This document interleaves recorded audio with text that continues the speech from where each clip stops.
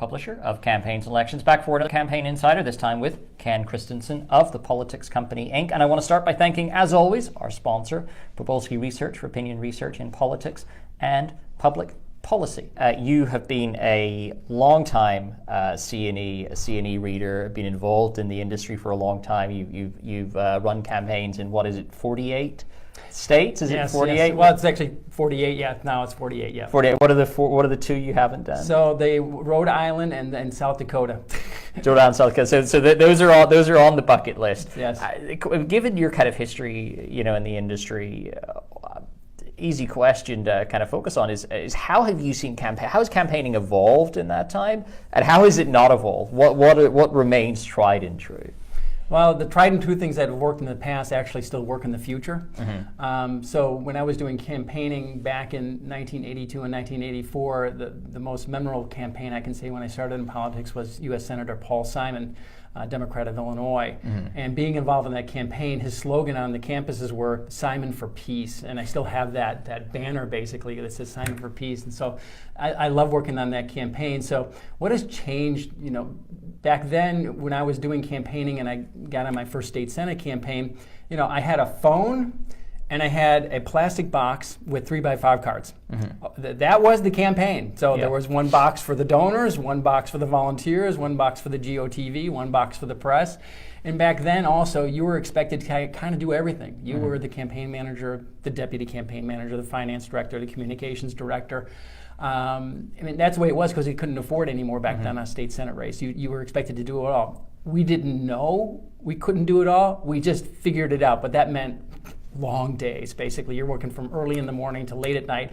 And back then, I loved it. I lived it. I sleeped it. When you're sleeping, you're just resting up to do more campaigning. So then, as the campaign moved forward, more technology got involved in the campaign, like a computer. Yes, I was there when the computers came out. Well, there's a great 1988 C&E article where it talks about the first portable computer and how portable computers, and when I say portable, like the photograph of this thing was like, two people to lift it, but how that would change campaigning.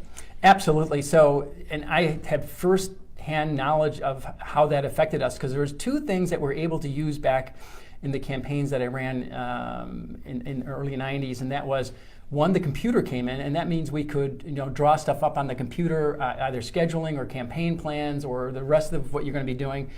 Also, I figured out that you could do conference calls. Mm-hmm. Back then, it was really expensive to do a conference call, but I could bring 80 people onto the line and talk with them immediately and talked about the campaign, how the campaign's going, and what they can do to participate. Mm-hmm. So that was like the first social media, can one say, when you're talking to everybody at one time through a conference call. And we spent the money on that because we thought it was important for that campaign that everybody is coordinated. And everybody joined. I mean, Mm-hmm. they're like, oh yeah, this is a great thing. So everybody got the information and then they joined the conference call to do that.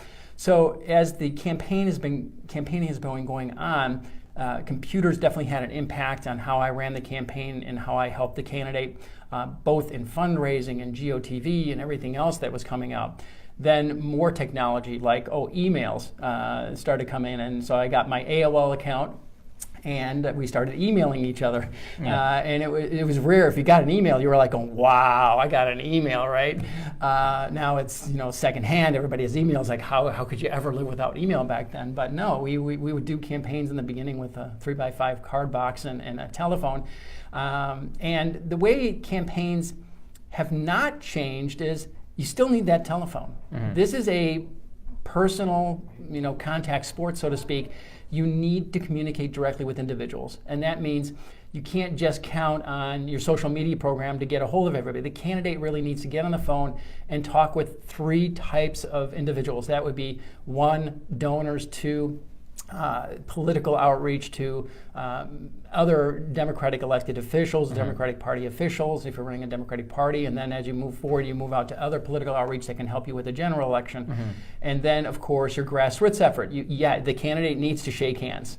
Don't forget to ever shake hands. So that has not changed, and it shouldn't change, because that is a big part of any effort to try to win over the voters' hearts and minds, besides everything else you have to do. When you get to the congressional level, obviously you need more people involved with the effort to reach out to households. So that is also has not changed. You need to really go reach out to voters at their household.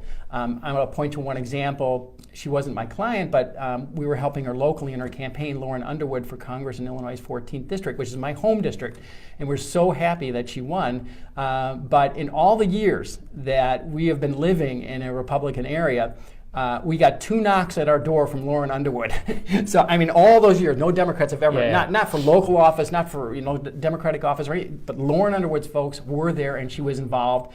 And that helped her win by 10,000 votes. So we're happy that she's our congresswoman. But in any case, that's some of the things that have not changed. As we've been moving forward, the more technology that comes into this, there is ways that you can, and I like to use technology and digital media in a positive way. I like to give truth to individuals to make informed decisions about my candidate, basically. And you still can campaign today by telling the truth. Now, go ahead. Yeah, just on that digital, because one of the things when you talk about the fundamentals of getting out and shaking hands and like message is a key part of that and so on. One thing that kind of you chat to some folks and seems to be the case now is because of the sophistication with digital, the extent to which you can target and segment and so on, those kind of fundamentals at times seem to get lost to the right. Well, we can segment the voters this way and be delivering all these different messages. And it's as if sort of like that analysis paralysis thing, right? Sets in where like because you can segment, because you can do these really technical things, some of the more fundamental things about what is the message, how are we actually what are we trying to communicate to voters is lost. Do you buy that criticism at all? Does it concern you or? No, I think the campaigns have to pay attention to every variable in the campaign.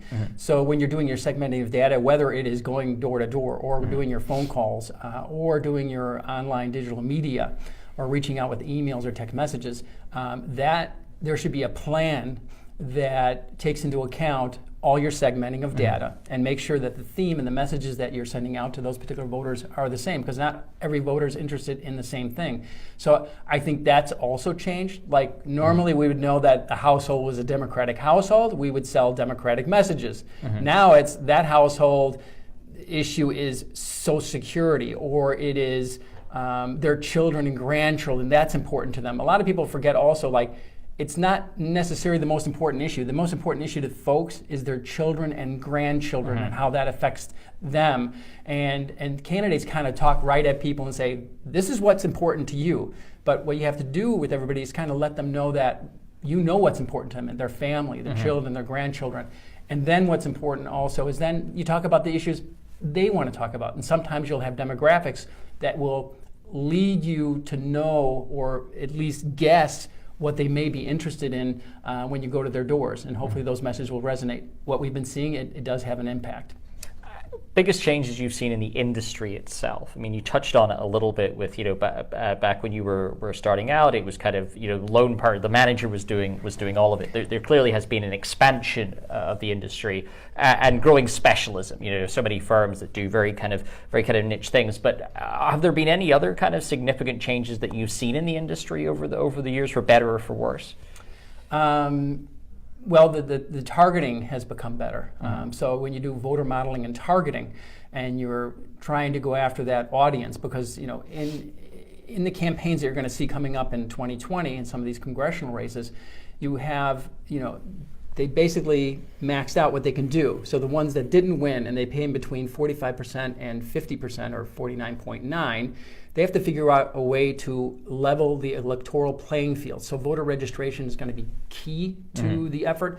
Plus, once you maybe even the playing field, you still have to get some of the incumbents. In this case, I would do Democrats, so we're trying to get some of the incumbent votes to switch.